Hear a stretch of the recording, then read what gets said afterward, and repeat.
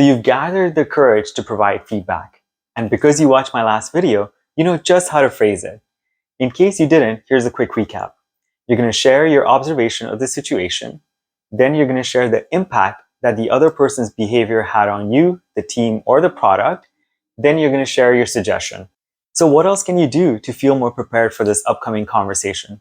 Here are 10 mistakes to avoid when providing feedback. Mistake number 1, being judgmental. It's not about the other person, but their behavior that you want to correct. Focus on the problem and not the other person. You can think of it as putting the problem up on a whiteboard and you're both looking at it to figure out how to solve it together. Your judgment can also show up in the observation and the impact. Here's an example of how it shows up in the observation. You are always late. Instead, what you can say is, I noticed that you were late on 2 of your previous tasks. Don't mix your judgment into the impact either. Here's an example. You being late makes you a terrible team member. Instead, what you can say is, you being late the last 2 times delayed the rest of the team. Your intent matters, and in my experience, it's going to come across. It can show up in your tone, your body language, and sometimes even your words, no matter how prepared you are. Your intent needs to be to help and to solve the problem, not to bring the other person down or attack them. Mistake number 2, being vague. That is, your observation or your impact is not specific enough. Here's an example. You messed up that project. How? What happened? Were they late? Did they introduce errors into the code? They may not know what you are referring to. Instead, be as specific as possible about the observation and the impact that you are sharing. Mistake number 3, using trigger words like always, never, and why. Words like always and never are too vague, but they can also trigger an emotional response and put up the other person's defense. For example, if you say you are always late, the other person can say, how? I have specific examples when I wasn't late. You just lost the impact of the feedback that you were providing. Also avoid the word why. Why can feel like you are stepping into their personal space and questioning their intent. Instead of using why questions, use what questions. For example, why were you late? Instead, use what were the factors that contributed to you being late on that project. It opens up the conversation and is a lot more inviting. Mistake number 4, following the golden rule. Yes, I'm telling you not to follow the golden rule. What is the golden rule? Treat others as you want to be treated. It's focused on what you want and it's projecting your wants onto the other person. Instead, follow the platinum rule.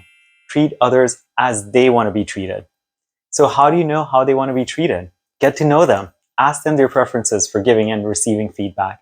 Build a relationship. Some people are really open to receiving feedback. Others need that pre-existing relationship. This is especially important if you have a negative history with the other person. In this case, you may just want to listen, ask them their problems, get to know them better, offer solutions when they ask, and over time, build up to giving feedback. Disclaimer, if you are the manager, you may not want to wait. Instead, provide the hard feedback so the other person knows what to improve on. If you're finding this video helpful so far, smash that like button. Okay, back to the mistakes. Mistake number 5, using the sandwich technique. You don't want to layer your feedback with positive, then constructive, then positive feedback. Here's an example. I noticed that your code quality in that last project was really good, but you did end up being late. Again, great job on that code quality though. Your actual feedback just got buried in that sandwich, and it probably left the other person confused. Did I do a good job or a bad job? Or worse, they can leave the conversation thinking that they did a great job. I think my manager appreciated the time that I spent to make my code quality excellent. In my experience, it is best to deliver the feedback as it is. Don't sandwich it. If you have positive feedback, state that. If you have constructive feedback, state that. Mistake number 6, waiting till performance reviews or formal evaluation to give feedback. Surprise! This is the kind of surprise that no one enjoys. The feedback can be outdated by then, catch the other person off guard, and impact their pay. Why didn't you tell me this sooner? I could have fixed this months ago. Instead, make the feedback timely and give the person a chance to correct the situation by the time the performance evaluation comes along. then this can be counted as a win. Provide feedback within a couple of days or max a week if possible. Number 7, giving constructive feedback in a group setting. This can make the other person feel attacked, erode trust, and put up their defense. Instead, it's better to always take the person into a one-on-one conversation and provide that feedback in private. They will be much more open to listening and open to your feedback. Mistake number 8, not listening. I know this video is about giving feedback, but listening is just as important. You want to invite the other person in to share their side of the story and listen intently. What are their thoughts? What are their concerns?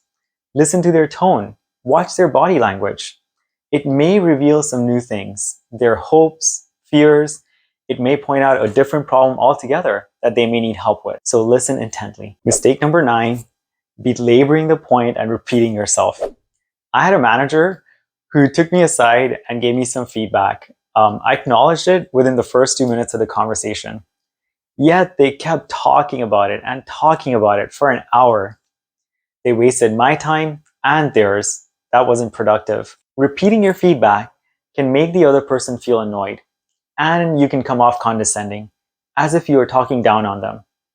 It also shows that you weren't listening when they acknowledged the feedback. Instead, share your feedback once and only repeat it if absolutely necessary. Mistake number 10, not asking for support if you are struggling on how to provide the feedback to someone. In this case, you can ask a mentor or a manager whom you trust. You can try a role-playing exercise if that helps as well. Make it clear that you are not escalating and you're asking them to maintain confidentiality and not to intervene. Bonus mistake, not giving feedback directly to the other person. This may vary by company, but in my opinion, it's best to give feedback directly to the other person instead of going through the supervisor. If you go through the supervisor, you may be escalating unnecessarily and it may tarnish their reputation. Instead, when you give feedback directly, they may be much more open to listening to you than their supervisor, and you can nip it in the bud. I suggest giving the feedback directly to the other person. Try it out, give them a chance.